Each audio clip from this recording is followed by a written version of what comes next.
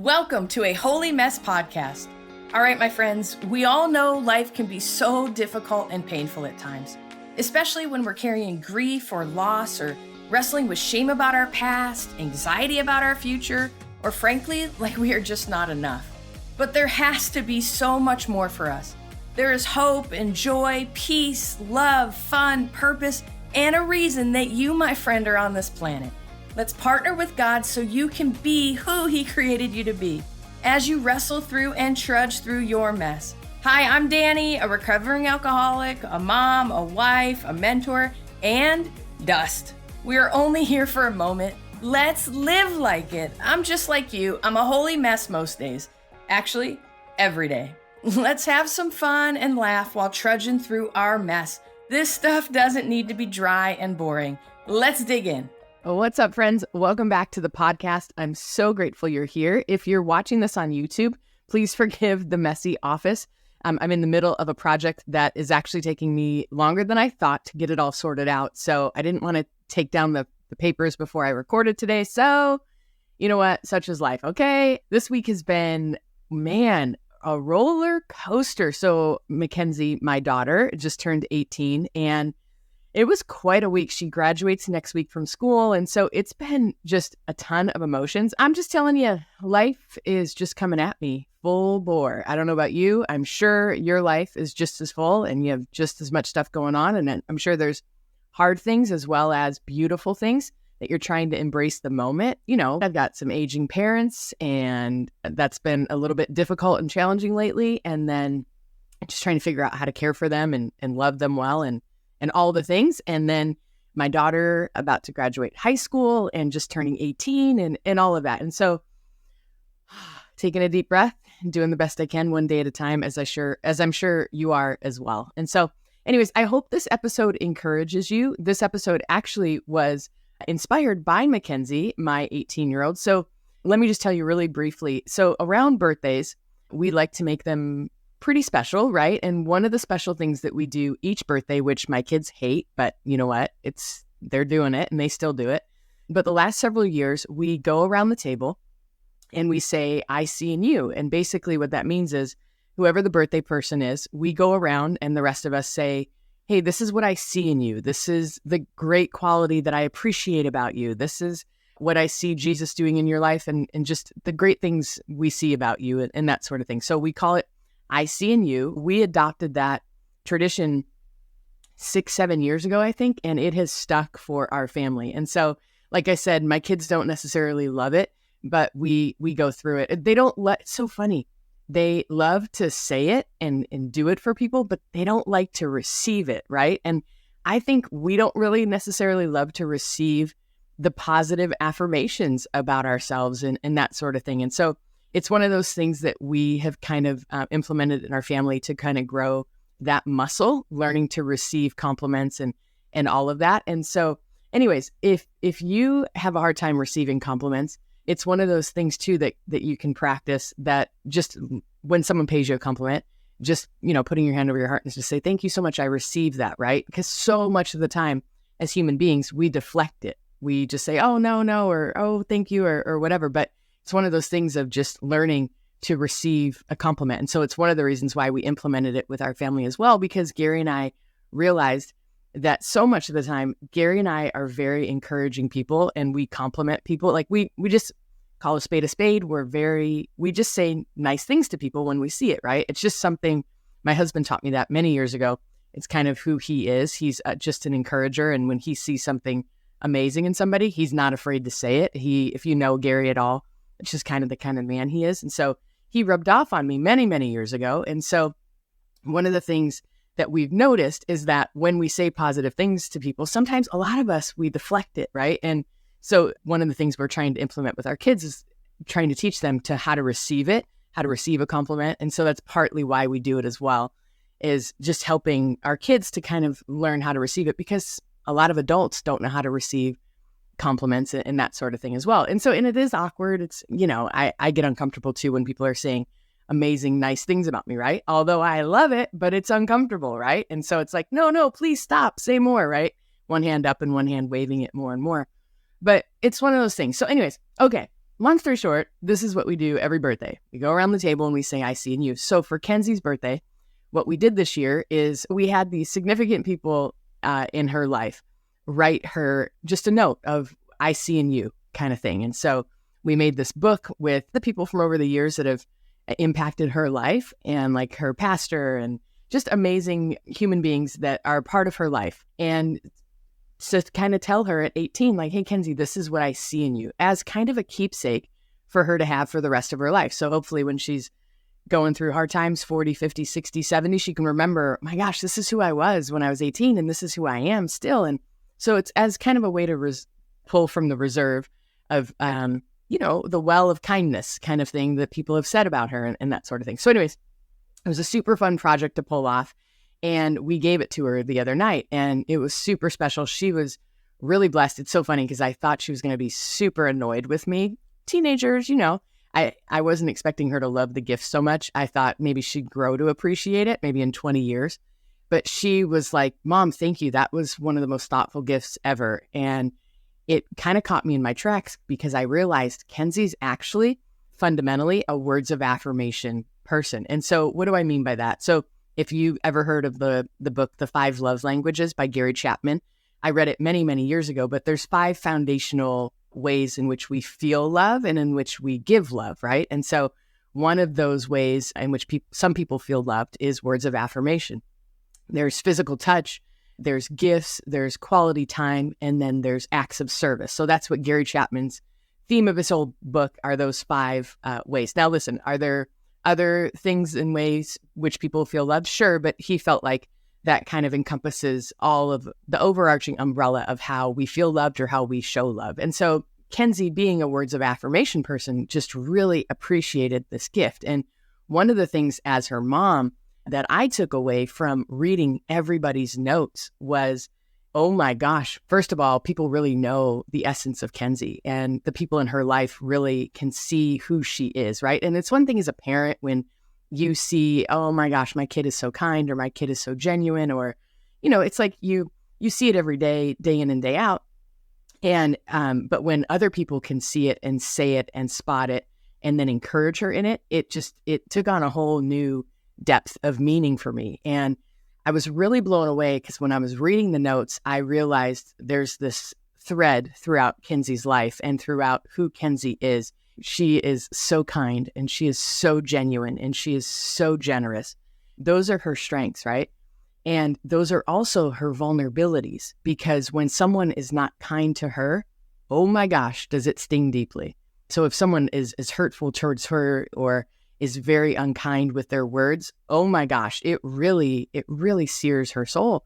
And so interestingly enough, with Kenzie, like when I'm frustrated with her, I need to really watch my tone, because anything that comes across as like mad or mean or hurtful, it goes so much deeper. She hears like a critical tone, right? Because she's such a words of affirmation person. And you guys, so this is what I want to say to you. Okay.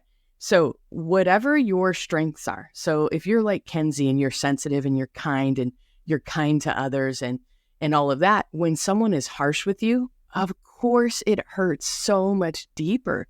Of course it just hits you like to your soul and to your core, right? And so this is ways that in which you can even begin to not put up walls, but just have wisdom and protect yourself. So the other night, Kenzie and I were chatting about, sweetie, a lot of people see your kindness and your genuineness and just the compassion with which you carry in this world. And so that is also going to be kind of a soft spot for you, in that if someone is harsh or not kind, it's really going to be hurtful for you and hard for you. And so I was trying to explain to her how even moving forward in friendships, as she goes off to college, picking people to be a part of her life in her inner circle that are kind, that are nice, that are generous, because she is that human being, right? So that's going to speak volumes to her soul. Where if someone is like short or mean or that sort of thing, it really could harm her and sear her soul, right? And so this is what I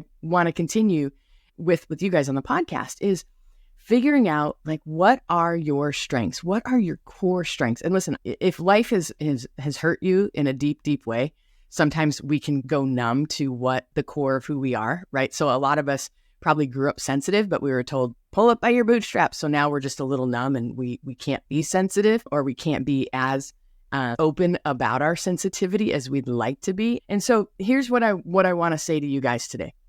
You guys, it's so healthy and holy to hear the positive things of the people in our life and what they see in us. And sometimes they just need an opportunity to say it.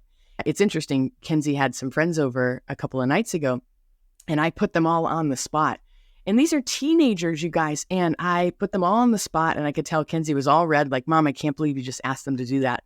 But I said, hey, we have this family tradition, and we go around on birthday and we say, hey, what do you see in the birthday person? What do you see in Mackenzie? And I kid you not, these kids, they just spewed it out, and they were beautiful. They were so genuine, and they have Kenzie nailed to a T of the amazing things that they see in her. And it's like sometimes people just need the opportunity to say it. And it can be kind of awkward to just go up to a friend and be like, hey, I see this one quality in you. And so if, to give your friend even, or your friends, an opportunity to say, hey, what do you see in me? Can you just, I'm doing this little project, say you're life coach. So I'm your life coach. You listen to my podcast, consider yourself one of my students.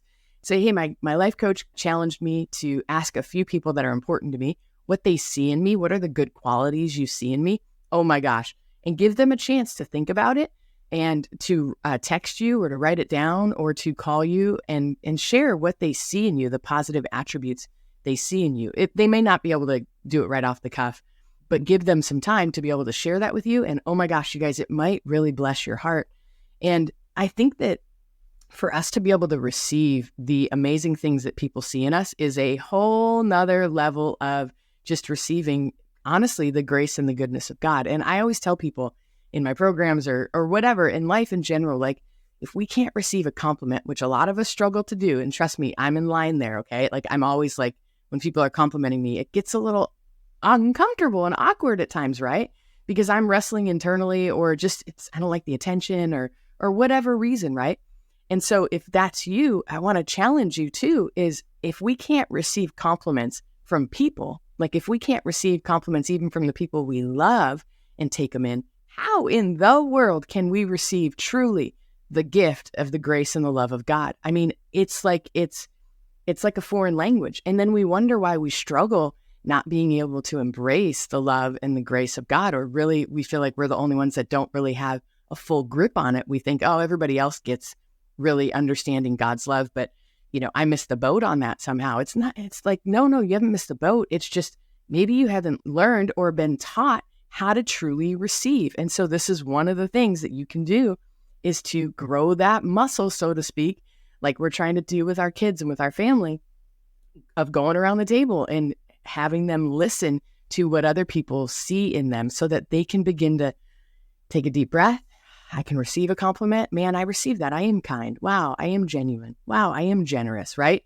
And I'm telling you guys, it can really grow that muscle. So that's my number one step and challenge for you. If that feels too difficult to do, one of the things that you can do and that I'm going to challenge you to do is to grab a piece of paper and do I see in me and write down what you see in yourself. And you guys, if this is a challenge, I'm telling you, you better do it. Like if it's hard for you to do, you need to do it every day until it's easier. And this is not some narcissistic, oh my gosh, I'm going to turn narcissistic or be selfish because I'm writing down nice things about myself. No, oh my gosh, God made you amazing. God made you unique. You're one of a kind. You have life experience and a whole story that no one else has on this whole planet.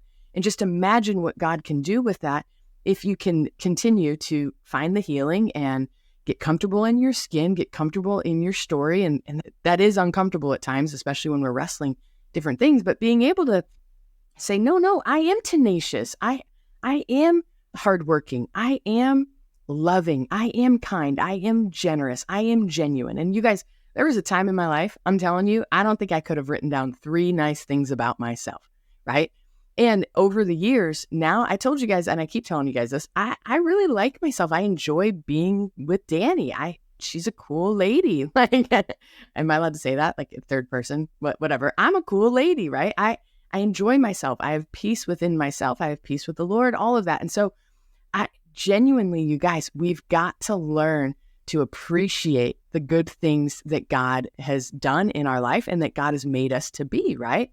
And you can look at it like, man, every good and perfect gift is from the Lord. And so every good and perfect thing about you is from the Lord. And so appreciate it and write it down and just praise him and say, thank you that I get to be one of the kind ones on the planet. Thank you that I get to be one of the generous ones on the planet. Thank you that I get to be one of the encouraging ones on the planet, right? And so that was another little homework assignment I had for you guys. And then lastly, and I mentioned this earlier in the episode, but if you have been hurt in your places of strength, right? So like if you're a kind person and someone has been unkind to you or harsh to you, oh my gosh, you can get so deeply wounded there. And so I just want you to know, like, first of all, I see you.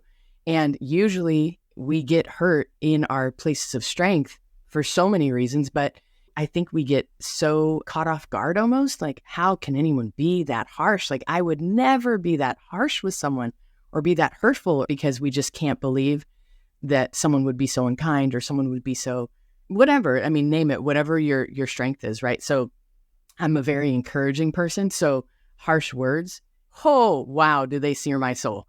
Because I genuinely find encouraging things to say about people because it's one of my giftings. I'm a Barnabas by nature. There's a guy in the Bible named Barnabas, if you don't know the story, but he was an encourager. And so it's a God-given gift I have in me. I literally encourage people, right? So when someone is disencouraging me or very, very disempowering, it sets a firestorm off in my soul, right? And so kind of begin to evaluate yourself and know, and this is one of the reasons why I want you to do the I see in me. Evaluate, what do you see in yourself? What are your strengths? And then you need to acknowledge and realize, oh my gosh, can the devil use those strengths against you when someone comes at those things, right? Meaning, if your love language is words of affirmation and someone's harsh with you, that's going to hurt so deeply. If your love language is gifts and receiving gifts, and someone significant in your life forgot to wish you happy birthday or forgot to send you a card on an important day in your life, that's going to hurt so deeply, right? If you have a deep understanding about people and you have rich empathy and compassion for people, and someone is harsh and judgmental towards you, oh, that's gonna rip your soul apart, right? So this is where it's just good to know who you are. Like, be true to thy own self, be true to the being that God has made you to be. Know your strengths, because you got to be aware of your strengths, and you got to realize, oh my gosh, that's where the devil's going to strike. That's where, if someone hurts me, it's going to go so much deeper. Like, that wound is going to be just like open and bleeding. And so this is where it's just good to have self-awareness, right? And so that's what I wanted to share with you today. So just to recap, go around, ask a few very safe, sacred people in your life. Maybe it's your spouse, maybe it's your kids, maybe it's one or two good friends from church or something like that. And just be like, hey, my coach encouraged me to do this project to hear what the people who are closest to me see in me. Like, what are some of the positive attributes you see in me? And ask them, and then write it down, have them write it down. And then first of all, receive that, right? To say, oh my gosh, thank you. And learn to receive it. Put your hand over your heart and learn to receive compliments from the human beings in your life. Because if you can learn to receive the compliments from the human beings in your life, then maybe you have half a shot to learn to receive the true gift and the grace of God that God has given you. Second project, or maybe most importantly, what do you see in yourself? And I'm telling you, journal this until it's comfortable. And it can be, I'm hardworking. I showed up today. I didn't feel like getting out of bed, but I did. I went to work. I loved my family well.